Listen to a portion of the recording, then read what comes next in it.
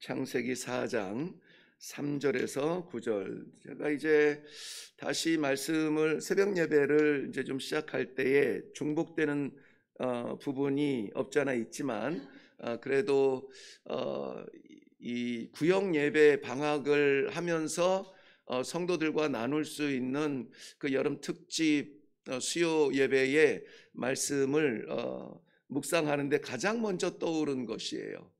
네, 그래서 가장 먼저 떠오른 이 말씀을 오늘 같이 나누기를 바랍니다. 4장 3절부터 9절 말씀, 우리 잘 아는 말씀인데 천천히 같이 함께 읽겠습니다. 시작.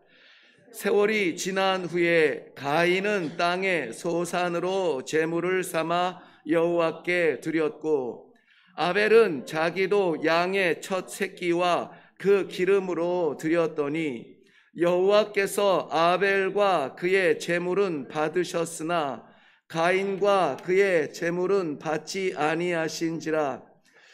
가인이 안색이 변하니 여호와께서 가인에게 이르시되 네가 분하여 함은 어찌 됨이며 안색이 변함은 어찌 됨이냐. 내가 선을 행하면 어찌 낯을 들지 못하겠느냐. 선을 행하지 아니하면 죄가 문에 엎드려 있느니라. 죄가 너를 원하나 너는 죄를 다스릴지니라. 가인이 그의 아우 아벨에게 말하고 그들이 들에 있을 때에 가인이 그의 아우 아벨을 쳐 죽이니라. 여호와께서 가인에게 이르시되 내 아우 아벨이 어디 있느냐. 그가 이르되 내가 알지 못하나이다. 내가 내 아우를 지키는 자니이까. 아멘. 네, 역시 이 어떤 그 복된 말씀으로 끝나면 우리가 힘있게 아멘 하는데 이렇게 범죄의 현장에서 끝나게 되면은 아멘 하기가 두려워요. 나도 그럴까봐, 아니면은 나의 그것이 드러날까봐. 네, 우리 먼저 말씀을 나누기 전에 기도하고 말씀을 나누도록 하겠습니다. 수없이 많이 묵상했던 말씀 오늘 다시 우리가 묵상해야 합니다. 하나님께서 부족한 종에게 주신 아버지의 안타까운 마음을 함께 나누려고 합니다. 이 시대에 빛처럼 소금처럼 쓰임받을 수 있도록 변화의 삶을 허락하여 주시옵소서. 말씀에 순종하는 결단의 시간이 되게 하실 줄로 믿사옵고 예수님의 이름으로 기도하옵나이다. 아멘. 네. 날이 많이 덥죠? 예. 오늘 아침은 그래도 어제 비가 와서 그랬는지 좀 시원한 가운데 아침 식사를 할 수가 있었습니다. 피서의 계절입니다. 네, 그래서 저기 제가 한문을 이렇게 썼는데요. 저걸 뭐라고 읽죠? 피서. 예, 이렇게 굉장히 복잡하지만 우리가 너무나 좋아하는 단어입니다. 피한다 할 때 그 피자이고요. 덥다 할 때 서입니다. 그래서 저 피서라는 말은 더워? 그럼 피해, 이 얘기예요. 왜 이 분노에서의 자유 가운데에 피서라는 저 두 단어가 서두에 저렇게 딱하니 등장하냐면 우리들에게는 하나님께서 주신 지혜가 있어요. 어떤 지혜냐면 피할 수 있는 지혜예요. 피할 수 있는 지혜만 주신 것이 아니라 피할 수 있는 장소와 방법도 하나님이 주셨어요.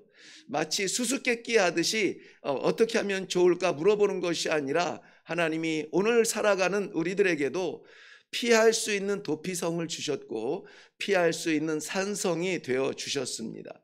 더위는 피할 줄 알면서 우리가 우리 안에 죄를 피할 수 없다면은 우리의 이 신체적인 피부의 이런 그 체험과 느낌은 이해하면서 하나님은 이해하지 못하는 어리석음입니다. 그런데 말씀드린 것처럼 그리스도인 성도는 우리의 그 삶의 어떤 그 형편, 피부의 느낌을 따라 사는 것이 아니라 하나님의 말씀을 따라 사는 사람들이라고 하는 것입니다.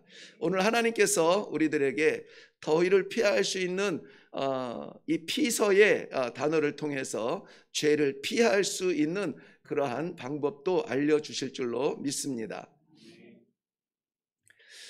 저게 비록 좀 2017년 기준이기는 합니다만은 우리 한국 땅에 일어났던 그 범죄, 즉 그 가장 끔찍한 범죄죠.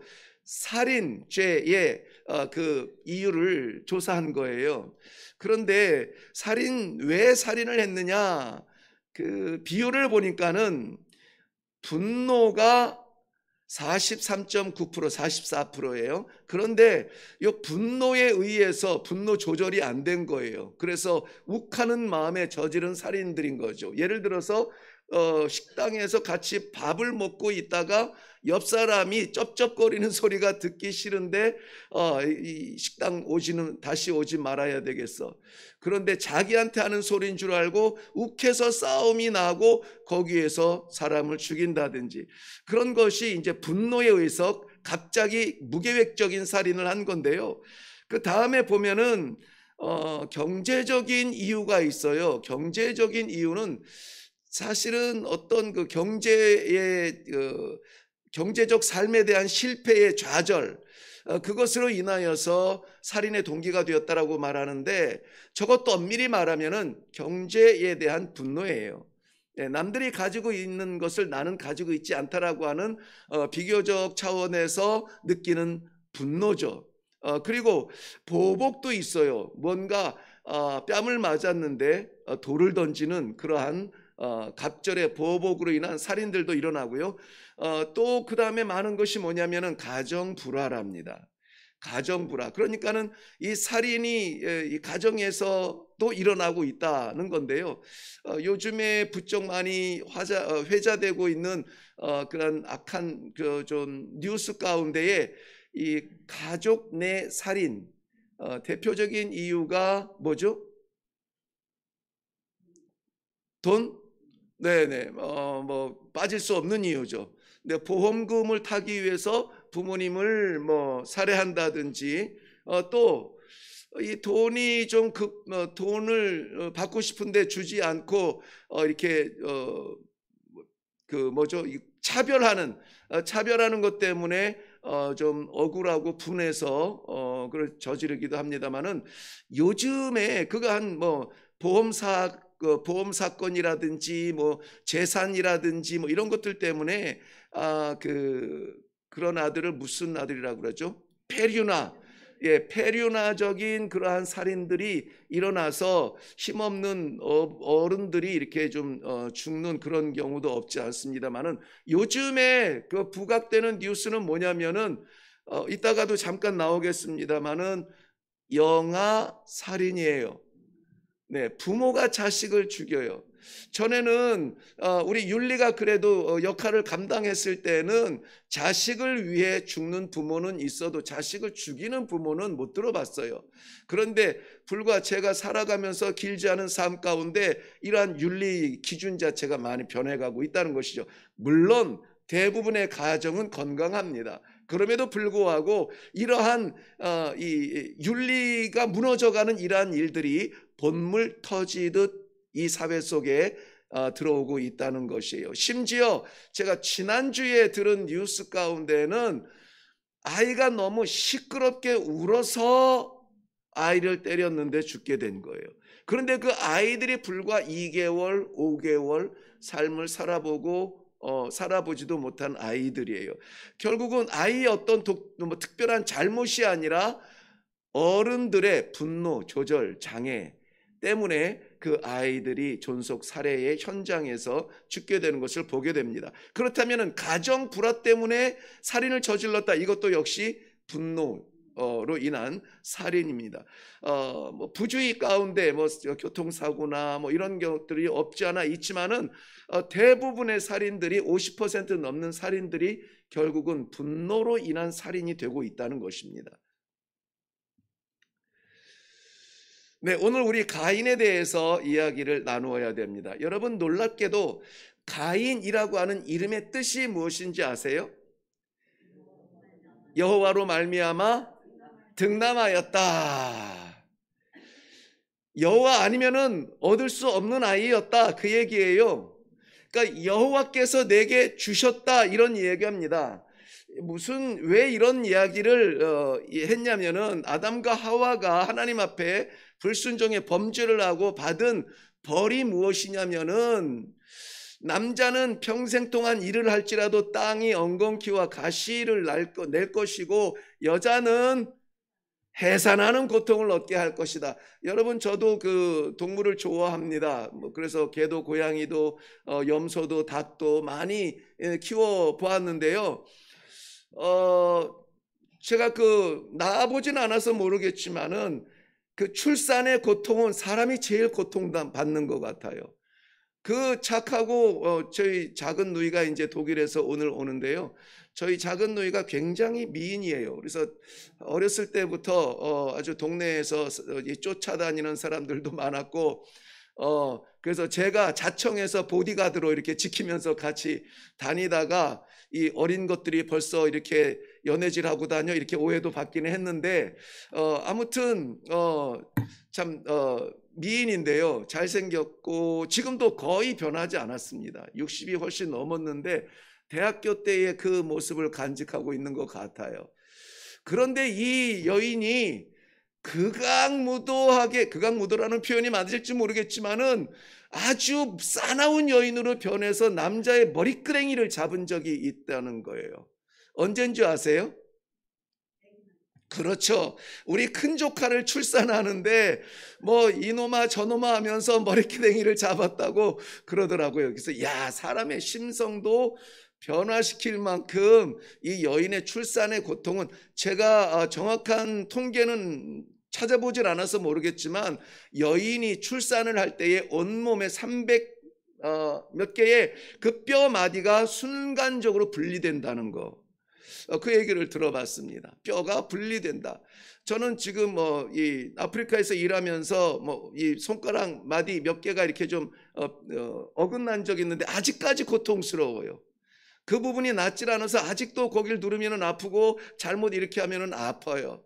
그런데 출산 때문에 이 뼈가 분리되는 고통을 겪어야 된다는 것이 하나님께서 우리 인류에게 주신 죄의 형벌 가운데 하나예요.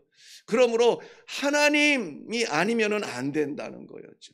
하와는 그것을 체험했어요. 그래서 어쨌든 성경에 등장하는 첫 아들 가인을 이 출산을 할 때에 정말 죽을 힘을 다했지만, 이 짐승처럼 그냥 뿅뿅 낫는 것이 아니라 죽을 것 같은 고생을 해서 안 될 것 같아, 못 나을 것 같아, 죽을 것 같아 했는데 응의 소리를 듣게 된 거예요.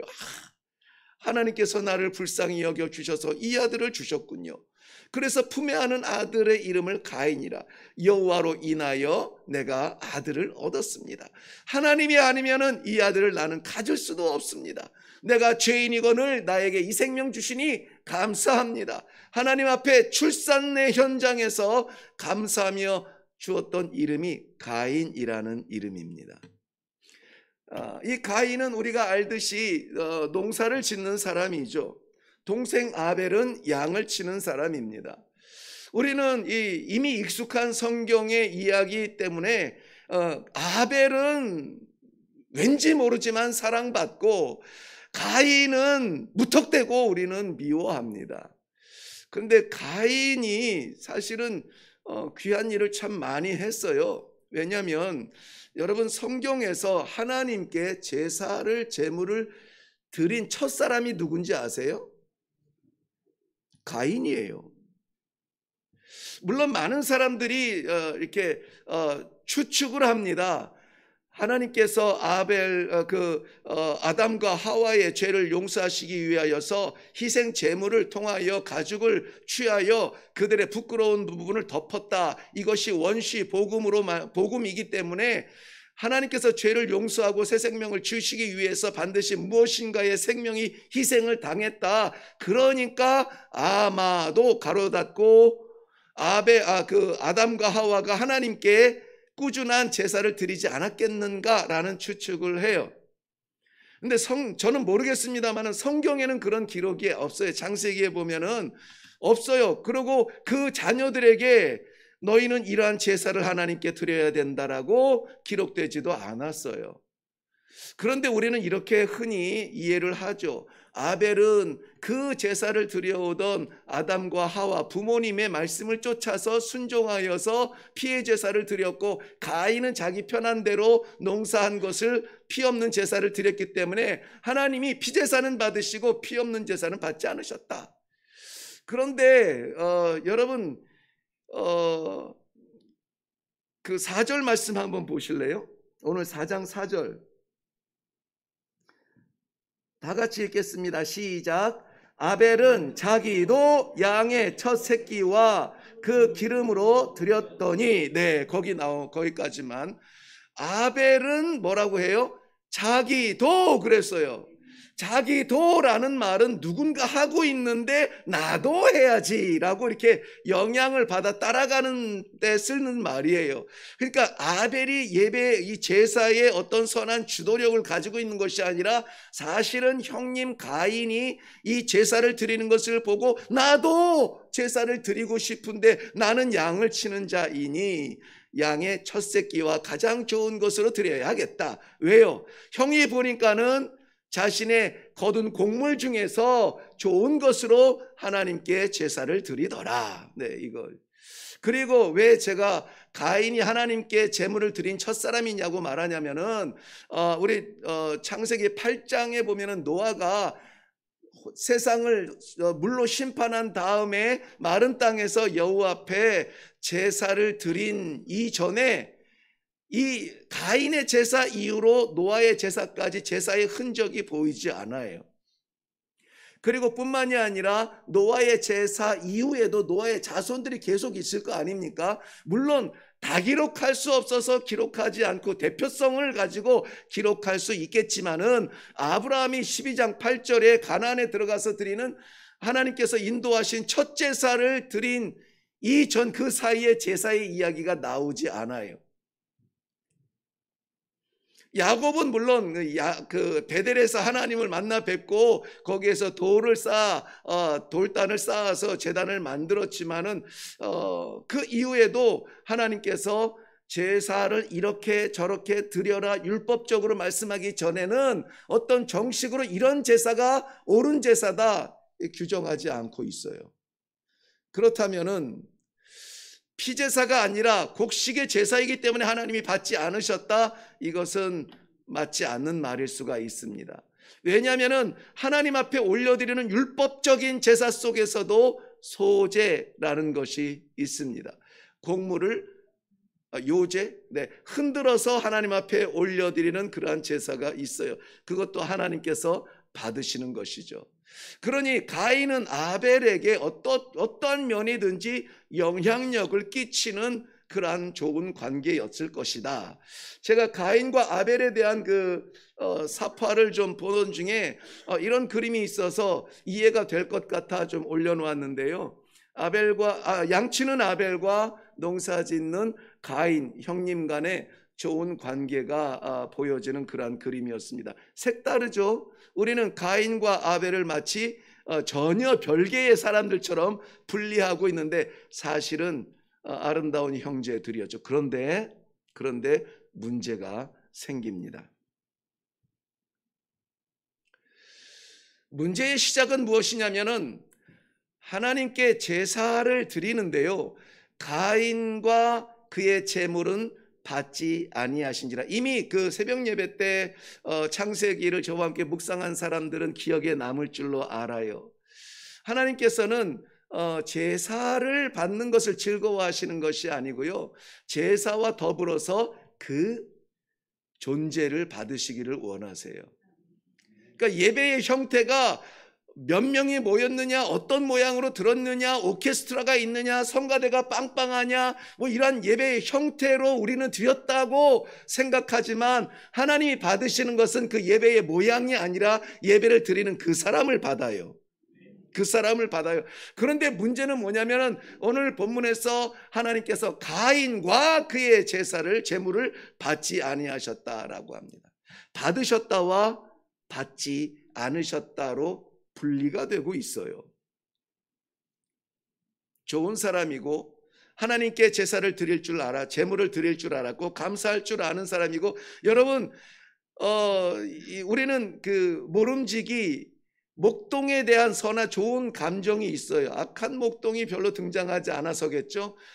그런데 농사하는 사람들은 목동 못지않게 정말 열심히 일합니다. 네.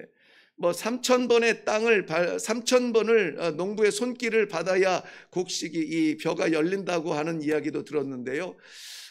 농부는 열심히 일하기도 하거니와 오랜 인내의 시간이 필요합니다. 네, 양들은 자연적으로 때가 되면은 알아서 이렇게 새끼를 낳기도 하고요. 그렇지만은 이 벼나 이 곡식은 꾸준히 관리를 해줘야 됩니다. 계속 관리를 해줘야 되고 참아내고 인내해야 추수 때에 추수를 볼 수가 있어요.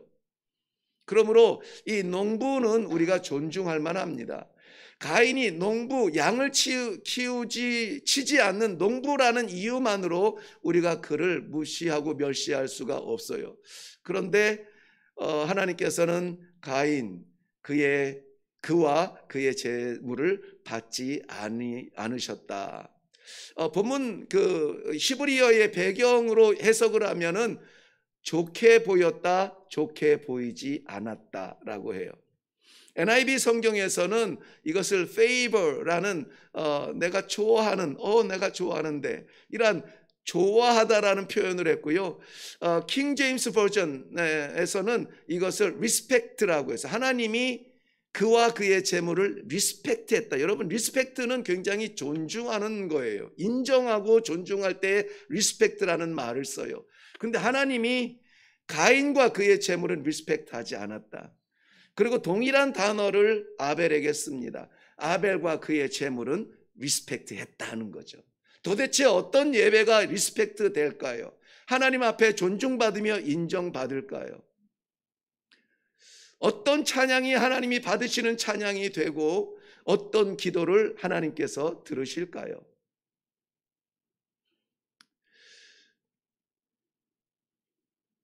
저는 이 본문을 묵상하면서 참 놀랍게 깨달은 부분이 무엇이냐면은 하나님께서 제물 이전에 그 존재를 먼저 기억하신다는 사실이에요.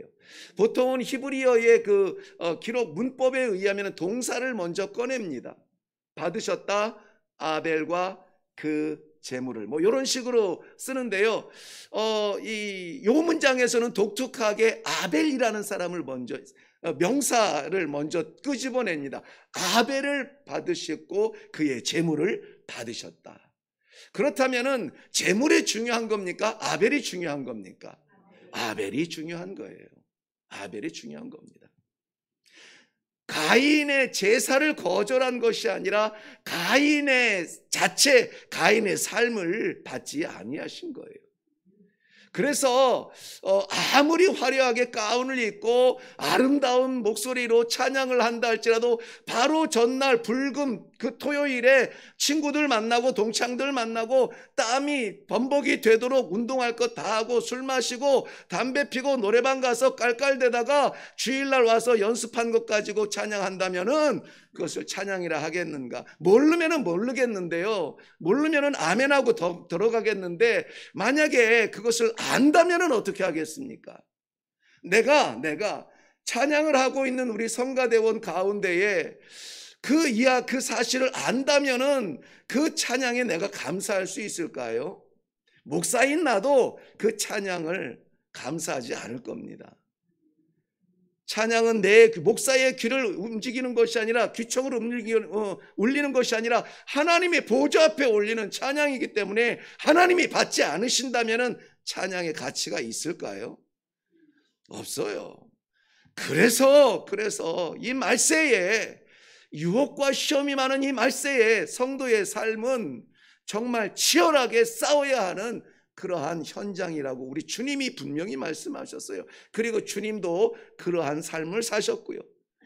많은 사람들이 잘한다, 영광이다, 우리의 왕이 되어주고 우리의 지도자가 되어줬으면 좋겠다라고 하는 그러한 인생의 피크가 찾아올 때에 오히려 주님은 그 자리를 피하셨다고요. 그 유혹을 이길 사람이 도대체 몇 사람이나 있을까요? 우리 주님은 이기셨고 우리에게도 이길 힘을 주셨습니다.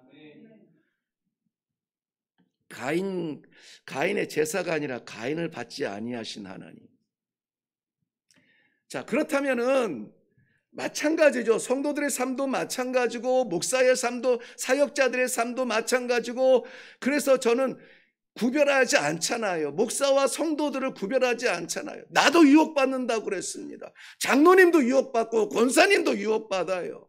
우리 다 그 앞에 현장에 다 놓여져 있어요. 어려움이 닥치면은 두렵게 되어 있고요. 억울하면 분노하게 되어 있고요. 화나게 되어 있습니다.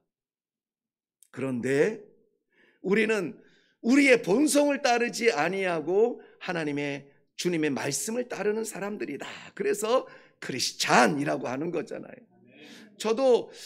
저는 아무튼 운전이 취미였던 사람이에요. 운전을 너무 좋아했어요. 왜 운전하고 시동 걸고 떠나기만 하면 나만의 공간으로 갈 수가 있었거든요. 그래서 제가 운전을 할 줄 아는 그 순간부터 저는 운전이 너무나 좋았어요. 힘든 일, 괴로운 일, 억울한 일, 막 화나는 일, 짜증나는 일, 막 지나친 업무 이러면은 저는 어떻게 해서든지 짬을 내가지고 시동을 걸고 부릉 하고 떠나버리는 거예요. 그러고는 그 당시면은 분당 뒤쪽으로 해서 광주길로 해가지고 그 국도를 그냥 한 30분, 1시간 갔다가 이렇게 오면은 그래도 차분해지고 운전을 참 좋아했어요.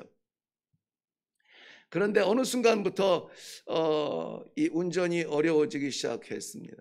물론 형편과 상황이 그랬지만은 요즘은 제 운전 습관 가운데 새로 생긴 습관이 하나 있어요. 한번 제가 말씀을 드린 적이 있는데 기억하실지 모르겠습니다만은 저도 차를 타면 목사가 아니라 운전자가 돼요. 운전자가 돼서 질서를 지키는 운전자를 보면은 마음이 흐뭇하고 난폭 운전을 하는 사람들을 보면은 짜증이 납니다. 그래서 보통 운전자들처럼 반응을 하죠. 왜? 운전차 안엔 나밖에 없으니까요. 그런데 하나님이 함께 하심에 대한 그런 두려움도 있고, 요즘에 저희 둘째 며느라이가 면허증을 따고 나서는 제가 이 마음을 좀 의도적으로 바꿔요. 그래서 시동을 딱 걸잖아요. 시동 부릉 딱 걸면서 나는 동시에 내 마음의 시동을 걸어요. 뭐라고 하냐면은 난 양보할 준비가 됐어. 이러고 출발을 해요. 부릉 하면 난 양보할 준비가 됐어 하고 시도 딱 하고 가면은 운전이 굉장히 여유로워지고요. 전에는 깜빡이 안 틀고 들어오면 짜증났는데 요즘에는 아이고 초보신가 보다, 아니면은 손가락을 다치셨나 보다, 이렇게 이해를 하게 되고 그렇게 돼요.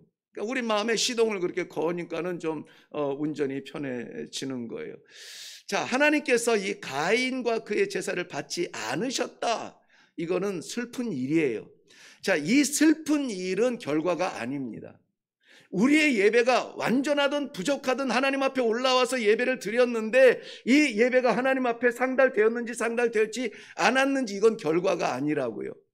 하나님께서는 우리 예배의 어떤 수준을 받으시는 것이 아니라 우리 성도의 삶을 받으시는 거예요. 그렇다면 오늘 예배가 왜 이렇게 껄끄럽고 답답하고 왜 이렇게 풀리는 것 같지 않고 하늘문이 꽉 닫혀 있는 것 같고 내가 만나는 사람마다 짜증이 나고 예배 현장이 아니라 전쟁의 현장처럼 느껴지느냐?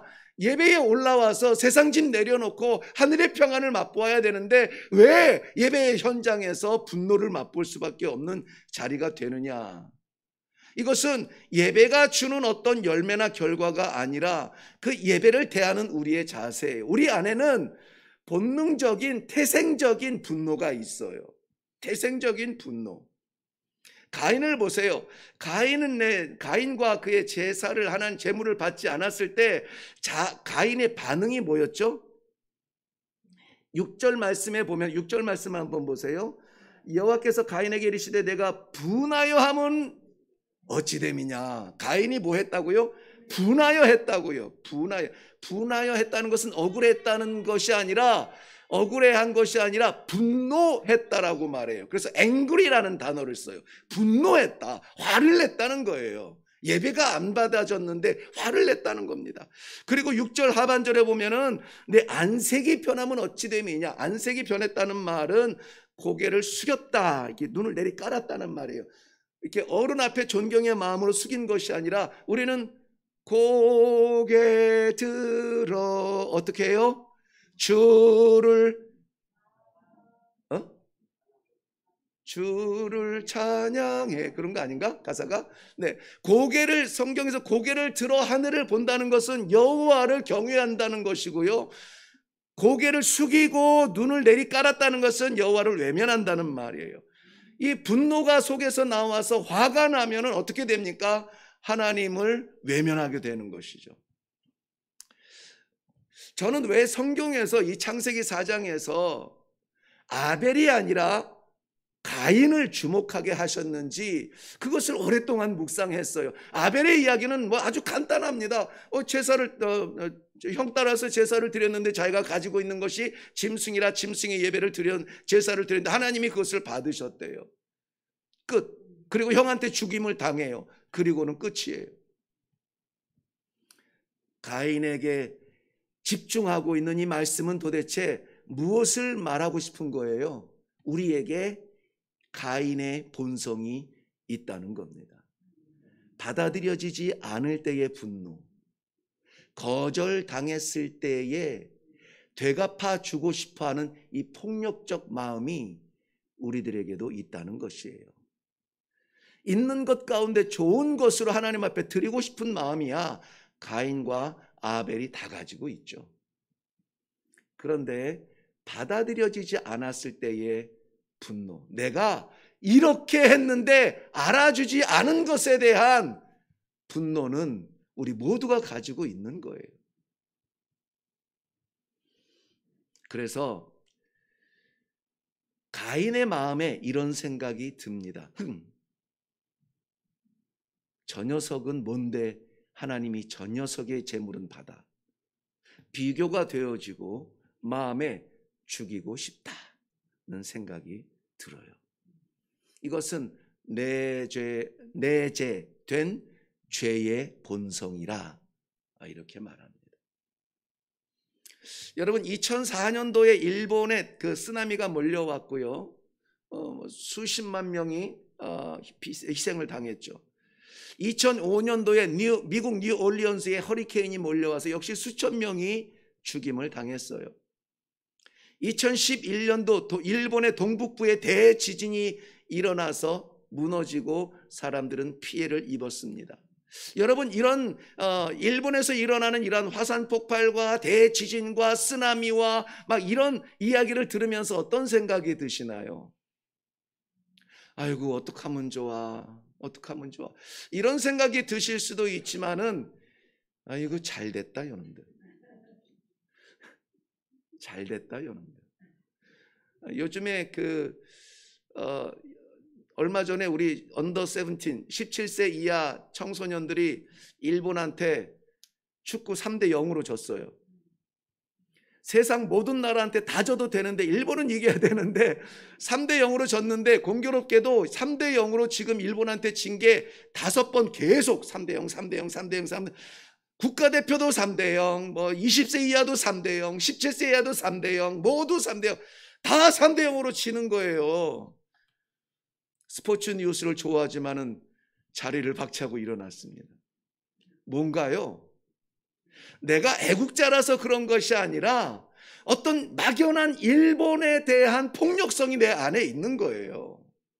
왜 미국 뉴올리언스에 이 허리케인이 쳐서 6천 명 이상의 사람들이 죽었는데 왜 그것을 치근한 마음으로 보지 못하냐면은 뉴올리언스는 동성애자들이 미국 안에서 가장 많은 그 땅에. 그러니까 하나님이 벌을 주셨다. 중국에서 막 이 홍수가 일어나고 막 이런 질병이 창궐할 때에 선교사들 쫓아내더니 교회를 불태우더니 교회를 무너뜨리더니 잘 됐다. 하나님의 심판이다라고 우리가 생각하면서 우리는 내재된 폭력성을 만족시키고 있는 거죠. 제가 어렸을 때의 유일한 낙은 TV를 보는 건데요. 저희 집에 TV가 없었는데 한번 이것도 말씀드린 것 같아요. 동네 그 정육점 앞에 그 친절한 정육점 주인이 레슬링 하는 날은 TV를 밖으로 돌려요. 이렇게 돌려놔서 그 정육점 앞에 그냥 동네 사람들이 다 몰려가서 그것을 보던 때예요. 그때도 아마 레슬링 때였을 거라고 생각이 드는데요. 특별히 한일전 김일과 이노키라고 여러분 아세요? 이노키라는 레슬러 다 역도산의 제자들인데요. 이상하게 이 두 사람만 붙으면 전국이 아무튼 이 레슬링 팬이 돼가지고 그때 제가 제일 좋아하는 그 빨간색 그 니트 옷을 누가 베껴가는지도 모르고 그냥 집에 와보니까 너 옷 어디 있어? 보니까는 옷이 없어진 거예요. 그 정도로. 근데 그때 우리 김일 레슬링 선수의 주특기가 뭔지 아시죠? 빡치기입니다. 빡치기. 막 어떤 때는 막 이노키인지 막 빡치기를 너무 잘하니까는요 이빨로 이 머리를 이 이마를 막 물어뜯어가지고 막 피가 막 낭자를 해요. 그런데 지금도 생생한 기억에 피가 막 이렇게 낭자하는데요. 그래 물어뜯었어. 그래도 한번 당해봐라고 그 피가 낭자한 빡치기로 해가지고 막 이겨버려요. 그러면은 막 나라가 난리가 나죠. 나는 김일 선수를 응원하는 것이 아니라 그 일본 놈이 졌으면 좋겠다라고 하는 복수, 나도 당하지 않은 어떤 내면의 그러한 울분과 피해 망상과 폭력과 비판과 이런 것들이 내재되어 있는 거예요. 김일 선수는 단지 내 대용물인 것이죠. 이런 거 없습니까? 이런 것은 정말 하나님의 심판입니까? 그렇다면은 일본의 쓰나미에 죽은 성도는 어떻게 되는 거죠? 중국의 홍수에 쓸려간 교회는 어떻게 되는 거죠? 이런 우리 눈으로 보는 가시적인 것을 하나님의 심판이다 우리가 그렇게 말할 수 없습니다. 그렇다면 우리가 당하는 어려움은 무엇입니까? 내가 그렇게 하나님을 믿는데 하나님 나한테 왜 이러세요? 라고 우리의 그러한 피해 망상적인 분노를 하나님 앞에 호소할 수밖에 없는 연약한 존재가 돼요. 디모데전서 2장 4절 한번 가서 보세요. 디모데전서 2장 4절 한번 다 같이 읽겠습니다. 시작. 하나님은 모든 사람이 구원을 받으며 진리를 아는 데에 이르기를 원하시느니라. 아멘. 하나님은 모든 사람이 구원받기 원하세요. 성품이 못된 사람도 구원받기 원하시고요. 전범들도 구원받기 원하시고요. 깡패도 살인자도 구원받기 원하세요. 그게 우리 하나님의 무한하신 사랑이기 때문에 나도 그 사랑으로 구원받아서 이렇게 구원의 증거를 나타내고 증언하고 있는 것입니다. 우리는 그러한 현상들을 보면서 분노할 것이 아니라 잘됐다 저놈들 우리가 심판하고 판단할 것이 아니라 깨달아야 하는 것이에요. 깨달아야 합니다. 교통사고를 어제도 뉴스에 잠깐 봤는데요. 아버지가 고등학교 아들을 학교에 데려다 주겠다고 저는 한 번도 한 적이 없는 그 일을 너무 좋은 아버지죠.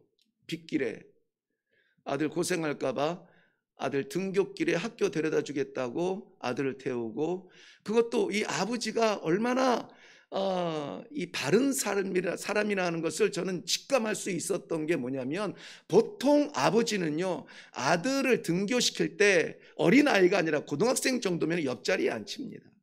그러지 않겠어요? 아들아 일로 와 옆에 앉아 하고 든든하게 이렇게 같이 갈 텐데 제가 알기로는 뒷자리에 앉혔어요. 뒷자리에. 그것은 아들을 배려하는 아버지예요. 내 만족이 아니라 아들을 배려하는 아버지였어요. 그런데 빗길에 그만 그 차가 사고가 나서 아버지와 아들이 다 죽습니다. 자, 이런 걸 보면은 여러분 무슨 생각이 드시나요? 도대체 왜? 아니면은 아이고 운전 좀 조심하지. 뭐 불가항력적이에요. 그런 거는 뭐 빗길에 미끄러지는 거는 불가항력적이에요. 그런 걸 보면서 뭐 작게는 그러한 사건, 크게는 나라의 어떤 재앙 이런 걸 보면서 우리는 뭘 생각하냐고요. 하나님께서 나는 우리들에게 주시는 기회라고 봐요. 기회. 가인과 그의 재물을 받지 아니하시는 하나님 앞에 분노할 것이 아니라 예배를 나는 못 받았는데 받은 그 아벨을 분노할 것이 아니라 깨달아야 될 기회였다고요. 아, 내가 하나님 기준에 맞추지 못했구나. 내가 원하는 삶을 살았고 내가 원하는 제사로 만족했구나. 내 삶은 내 맘대로 드리고 와서 예배의 형식만 취했구나 라고 하는 삶의 기준을 깨닫는 그런 기회가 되어야지 그것이 죄의 어떤 씨앗이 되면은 안 된다는 것입니다. 성경에서 하나님께서도 죄가 네 문 앞에 엎드려져 있다 그래요. 죄는 우리 문 앞에도 엎드려져 있습니다. 그런데 그러기 때문에 우리는 죄 앞에 속수무책이냐? 하나님은 분명히 말씀하십니다. 그것을 다스려라. 다스려라. 그러면은 우리는 어떻게 우리 안에 나도 모르게 잠재되어 있는 내적 나의 본성, 분노와 폭력성을 다스릴 수가 있겠느냐 하는 것이죠. 어떻게 다스릴 수 있어요? 참아야죠. 참아야죠. 네, 저희 아버님이 제가 한번 간증을 드렸죠. 제 삶에 독특한 것이 많지는 않아요. 단순한 삶을 살아서 뭐 이렇게 뭐 목회자는 아버님 얘기, 뭐 성도의 삶은 제 선교 얘기, 뭐 따롭게 뭐 드릴 게 없는데요. 저희 아버님이 피눈물의 그 기도의 현장을 체험하셨다는 얘기를 제가 드린 적이 있는데요. 그때의 저희 아버님이 필체가 굉장히 좋으세요. 아주 정교한 예쁜 글씨는 아닌데 힘이 있고 남성다운 필체이시거든요. 그때의 아버님이 그 수없이 많이 기록한 단 한 글자에 한자가 있습니다. 참을 인자. 참을 인자를 그 종이 한지에다가 붓으로 정성스럽게 해서 100자씩 써내려가는 거예요. 100자씩 참아야 돼. 참아야 돼. 지금이라면 내가 그 아버지의 심정과 상황을 이해하고 아버님을 위해서 기도했겠지만은 저는 그냥 이런 생각을 했어요. 참 독하다. 독하다. 그 바쁜 사람이 우리 아버님은 일꾼이에요. 노예입니다. 하나님의 노예예요. 이 일에 치여서 사는 사람이 앉아가지고 기도실에 앉아서 참을 인자를 100자를 쓰는데 몇 장을 쓰는지 몰라요. 몇 장을 씁니다. 그거라도 하지 않았으면 견딜 수 없었던 어떤 그 아픔의 배경을 저는 몰랐죠. 참아야 돼요. 네. 그런데 참으면은 죄를 짓지 않을 수는 있는데요. 하나님께서는 우리가 죄를 짓지 않는 것이 아니라 선을 행하기를 원하세요. 하나님은 우리가 이 상태로 미이라처럼 유리각 속에 아니면 식당에 진열되어 있는 그 모형물처럼 아름답게 보존되는 것을 원하는 것이 아니에요. 우리의 피부에 땀방울이 나고 우리의 손가락이 부러투어서 어떤 그 피해를 받을지라도 하나님은 우리를 통하여서 선을 이루시기를 원하시는 거예요. 이것이 우리의 본성을 극복하는 길이라는 것이에요. 분노를 다스리는 길은 인내하는 것이 아니라 선을 행하는 것이었습니다. 성경에서는 네가 선을 행하지 않았다면 왜 분노하느냐? 거기에 선을 행하지 않았다면 what is right라는 말을 써요. 선이라고 하는 것은 이 right이라는 말은 옳은 행동을 말합니다. 어떤 지성적인 정의를 말하는 것이 아니에요. 그것은 justice라고 표현을 해요. 그런데 이 지성적인 정의가 아니라 우리가 행동할 수 있는 옳은 행동을 하라는 거예요. What is right? 그걸 해라는 것입니다. 정의는 존재하지만 선은 훈련해야 됩니다. 제 요즘 운전이 조금 그래도 좋아진 것은 차 시동을 걸면서 내 마음의 시동도 걸어요. 나는 양보할 준비가 됐습니다. 2016년 3월 18일자 조선일보에서 12월 달인데요. 1030명 운전자를 대상해서 설문조사를 했다고 합니다. 제목은 보복 운전에 대한 경험이에요. 아주 재미있어서 이 책에 기록된 것을 그대로 옮깁니다. 먼저는 학벌이 좋다고 운전이 점잖은 건 아니구나 이런 생각이 들었는데요. 이 조사한 사람들 가운데 대학원 이상의 학벌을 가진 사람이 약 25%, 25.8% 그러니까 26% 가까운 사람이 보복 운전을 경험을 했대요. 당한 것이 아니라 본인이 했다는 거예요. 에잇 이러면서요. 그 다음에 대학 졸업자들이 13.2%, 고졸 이하가 12.9%. 이상하게 학력이 높을수록 보복 운전의 경험이 많네요. 소득으로 볼까요? 연봉 8천만 원 이상인 사람이 17.8%, 약 18%죠. 그 다음에 6천만에서 7,900까지가 16점 내려가죠. 그 다음에 4천만 원 이상이 15.9% 내려갑니다. 그러니까 소득이 많다고 여유로워서 이렇게 호인의 마음으로 운전하는 게 아니라는 거예요. 소득이 많은 사람들이 더 보복 운전을 더 많이 해요. 없는 사람들이 각박해가지고 돈 벌려고 막 삥삥삥 다니면서 보복 운전한다고요? 아니요, 보복 운전할 시간이 없어요. 바빠요. 차량 가격을 한번 볼까요? 1200만 원 미만의 차를 경차를 타는 사람들 5.5%가 보복 운전을 한 경험이 있고요. 4천만 원 이상의 차량을 운전하는 사람들이 21.9%, 약 4배 이상의 차이가 나죠. 비싼 차라고 해서 점잖은 운전이라고요? 아닙니다. 차가 좋다고 운전자가 좋은 건 아니더라고요. 그 다음에 자신 스스로가 나는 성공한 인생을 살았습니다. 내 인생은 나락입니다. 자, 어떤 사람이 더 보복 운전을 많이 할까요? 성공한 사람은 마음이 여유로가 있을 것 같은데 18.4%가 경험을 했고, 실패했다, 내 삶에 대한 좌절을 느끼는 사람들이 13.5%예요. 그러므로 부요가 여유는 아닙니다. 많은 것을 가지려 하지 마시고 여유롭게 살 수 있는 방법을 택하세요. 어떻게 하면 됩니까? 선을 행해야죠. 바라보고 참고 기다리지 마시고요. 선을 행하는 것입니다. 적극적인 행동이죠. 약자강, 강자약, 약자강. 우리 남자들은 별로 안 좋아하는 단어인데요. 그러나 우리 안에 내재되어 있는 그러한 자신의 모습이죠. 보복 운전이라고 하는 것은 지금 우리 흔히 일어나는 우리 그 폭력의 현장을 제일 가깝게 느끼는 거죠. 우리 성도들은 그래서 저는 가능하면 운전 질서, 교통 질서 지키라고 말해요. 눈에 보이는 정지선도 지키지 않으면서 눈에 보이지 않는 하나님의 말씀을 지킨다? 이것은 고개를 갸우뚱하게 만들어요. 눈에 보이는 신호등도 안 지키면서 하나님의 경고의 말씀을 순종한다? 글쎄요. 그래서 저는 아주 단순 무식하게 이러한 운전 습관을 보면 그 사람의 성품이 보여요.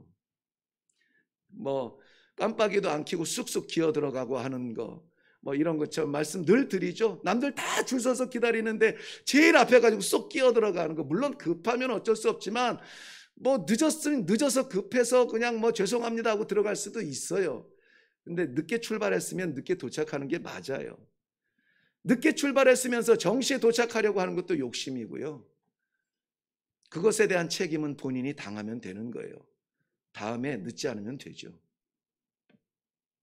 보복운전, 제가 경험하는 이 폭력 시대에 가장 가깝게 늘 접하는 부분인데요. 아무래도 스스로 느끼는 강자가 스스로 판단하는 약자에게 저지르는 폭력이라고 봅니다.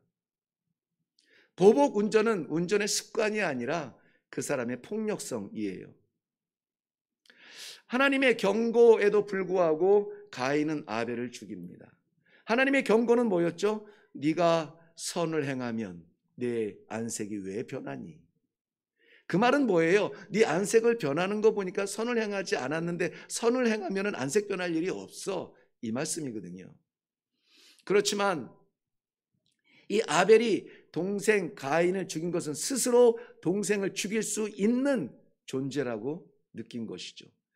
왜냐하면 14절 말씀에 보면은 하나님께서 이 가인에게 형벌을 내리시고 네가 유리하는 자가 되리라 라고 할 때 두려워서 이렇게 말합니다. 내가 유리하는 자가 된다고요? 그렇다면 나를 만나는 자마다 나를 죽이겠나이다. 나는 어떻게 하면 좋아요? 낯선 곳에 가서는 자기가 약자가 될 것에 대한 두려움이 있다는 것입니다.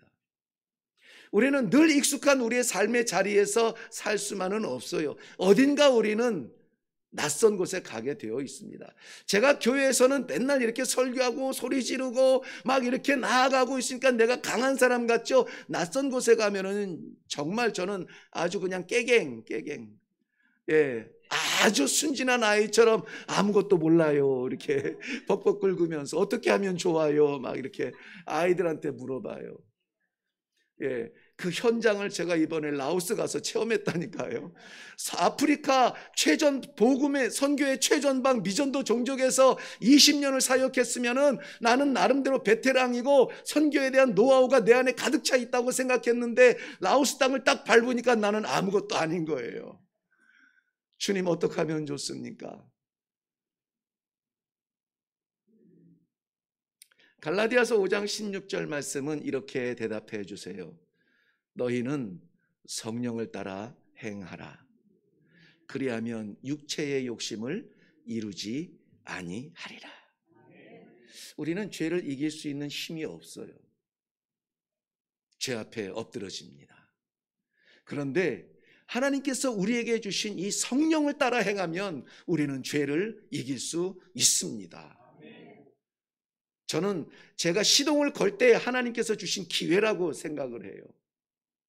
네가 목사인지 아닌지 한번 볼 거야. 그러면서 나는 양보할 준비가 됐습니다. 얼마나 양보 잘하게요. 사랑하는 성도 여러분, 죄를 다스려야 합니다. 통치해야 합니다.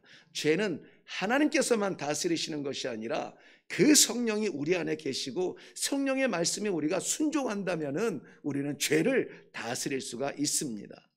창세기 4장 오늘 7절 말씀에 죄가 너를 유혹하지만 너를 넘어뜨리려고 지금도 내 머리부터 발끝까지 집안이면 집안, 학교면 학교, 시장이면 시장, 만남이면 만남, 모든 자리마다 죄가 입을 벌리고 너를 기다리고 있지만 너는 죄를 다스려라. 다스려라. 하나님의 강력한 명령이세요.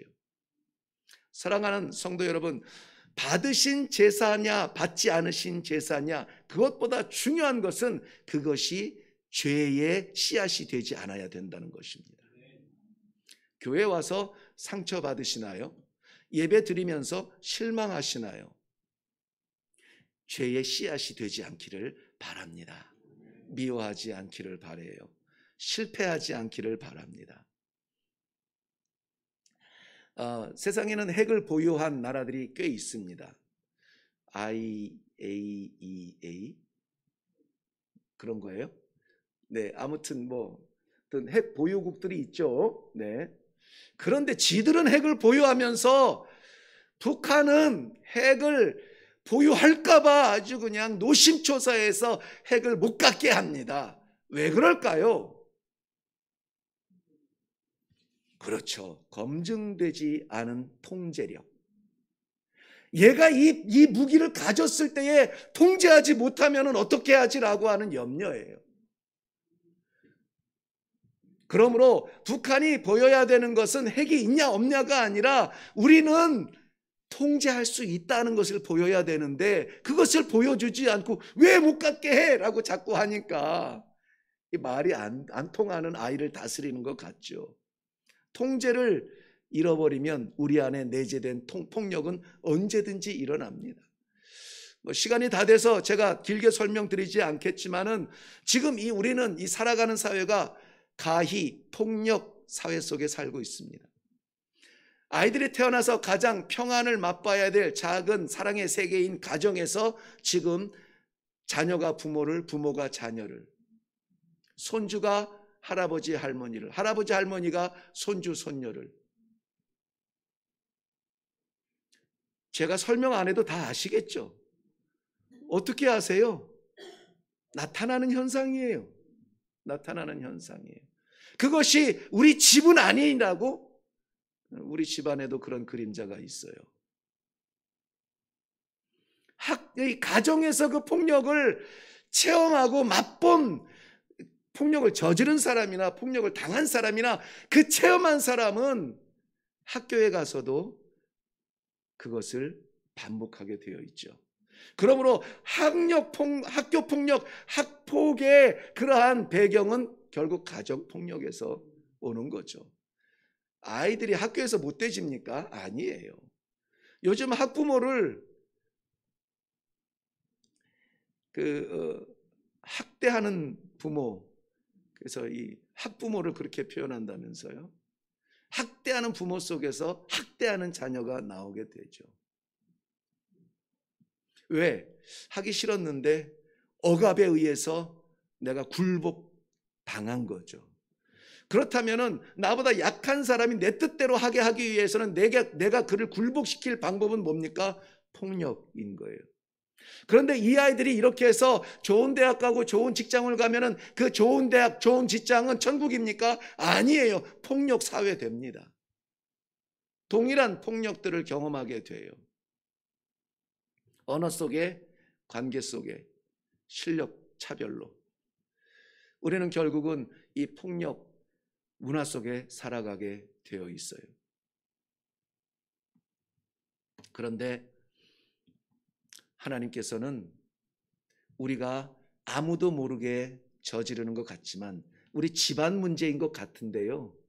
우리 아이들의 학교 문제인 것 같은데 우리 공동체 안에 사회, 회사의 문제인 것 같은데 나와 내 직장 관계자들, 나와 누구와의 개인적 관계인 것 같은데 하나님께서 아신다는 것이 오늘 우리들이 기억해야 될 것입니다. 하나님은 분명히 이렇게 말씀하세요. 네가 네 동생이 어디 있는지 모른다고? 이 땅에서 들리는 내 아우 아벨의 핏소리는 무엇이냐? 땅에 묻어버렸는데 아무도 모르는데 그것도 광야에서 묻어버렸는데 누구는 알아요? 하나님은 아신다는 거예요. 우리가 저질른 어제 밤새 토요일 밤새 어디 가서 무엇을 하고 왔는지 모르겠지만은 그것을 아무도 모르게 내 아내도 모르고 내 남편도 모르게 그렇게 와서 돌아와서 멀쩡하게 교회에서 섬기며 봉사하며 설교하며 찬양하며 가운을 입고 이렇게 하고 있어서 아무도 모르지만 누구는 아세요? 하나님은 우리의 삶의 처절한 그 핏소리를 들으신다고요. 그들은 에덴의 동편 놋 땅에서 거하게 됩니다. 놋이라고 하는 말은 방황하다라는 뜻이에요. 길을 찾지 못합니다. 자, 결론입니다. 좀 생각할 시간을 가졌으면 좋겠어요. 이번 여름 어떻게 우리는 피서할 것인가? 이번 여름 어떻게 우리는 이 범죄, 죄를 피하여서 하나님의 은혜의 세계 속에 살 수 있을까? 가인의 제사를 받지 않으신 하나님, 왜 받지 않으셨다고 했나요? 그렇죠. 가인의 제물이 아니라 가인 존재를 받지 않으신 거예요. 왜 안 받으셨다고요? 선을 행하지 않았어요. 선을 행했다면은 왜 안 받았겠느냐? 하나님도 반문하고 계시죠. 자, 이 말씀은 곧 그러면 야 겁나서 이 예배도 못 드리겠네 이렇게 해서 포기해야 되는 본문이 아니라 우리가 깨달을 수 있는 기회를 주시는 거예요. 우리의 제사는, 우리의 제물은 삶이 따라가고 있는 제사인가? 우리의 예배는 나를 드리는 예배이냐, 내 시간과 내 물질과 그것만 드리는 어떤 형식적인 예배이냐? 하나님은 성가대 찬양 소리가 아니라, 대표 기도자의 그 음성이 아니라 우리의 삶을 받으시기를 원하신다는 것이죠. 그러므로 이것은 우리를 억압하는 하나님의 진노의 소리가 아니라 하나님께서 나를 받으실 수 있다라고 하는 어떤 기회의 말씀인 것입니다. 기회입니다. 자, 우리 안에 분노가 죄로 자라지 않게 하는 방법이 있었죠. 두 가지. 하나는 선을 행하는 겁니다. 그렇죠. 죄를 안 짓는 것이 아니라 선을 행하는 거예요. 오늘 저 문을 나설 때에 이렇게 한번 생각을 하면서 문을 여십시오. 난 양보할 준비가 됐어. 난 용서할 준비가 됐어. 난 참을 준비가 됐어. 하고 나가면서 만나는 첫사람에게 그것을 경험해 보세요.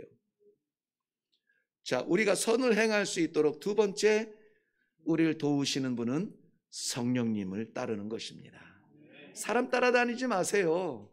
사람 앞에 비굴하지 마세요. 성령님의 말씀을 따르세요. 자, 사람이 죄를 다스릴 수 있겠습니까? 아멘. 네, 죄를 다스릴 수 있습니다. 내가 살펴주어야 될 형제는 누구인가요? 우리의 아벨은 누구인가요?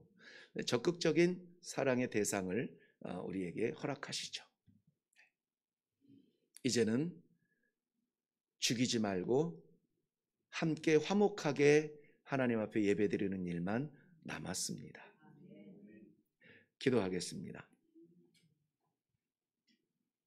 나도 모르게 쌓여있는 내 안에 억울함과 분노와 폭력성, 이것을 폭발하면서도 마치 우리는 정의로운 사자라 생각을 했습니다.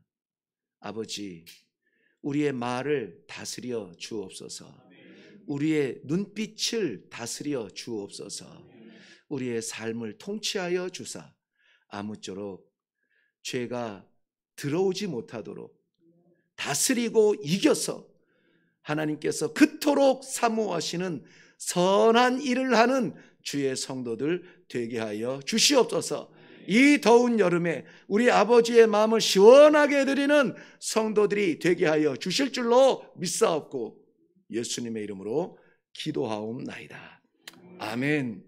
이제는 우리 주 예수 그리스도의 은혜와 살아계신 하나님의 놀라우신 사랑하심과 성령님의 감화, 감동, 인도, 교통케 하시는 역사가 나 같은 것도 용서하셨는데, 나 같은 것도 받으셨는데, 나 같은 것도 쓰시는데, 우리는 우리의 눈으로 판단하고 우리의 마음으로 분노하고 우리의 삶으로 폭력을 저지르고 있지는 않은지, 하나님께서 그토록 기대하시는 내 자신의 삶 속에서 선한 삶을 살아가고 있는지, 오늘 이 기회를 주셨으니 감사합니다. 이제는 하나님 기뻐하시는 선한 삶을 삶으로 말미암아 나와 나의 예배를 받으시는 하나님 앞에 설 수 있도록 도와주시옵소서. 기도하며 내려가는 하나님의 신실한 백성들과 저들의 삶의 현장과 일회교회와 이 땅 위의 모든 선교지 위에 이제로부터 영원토록 항상 함께 있을지어다. 아멘. 아멘. 아버지의 놀라운 사랑이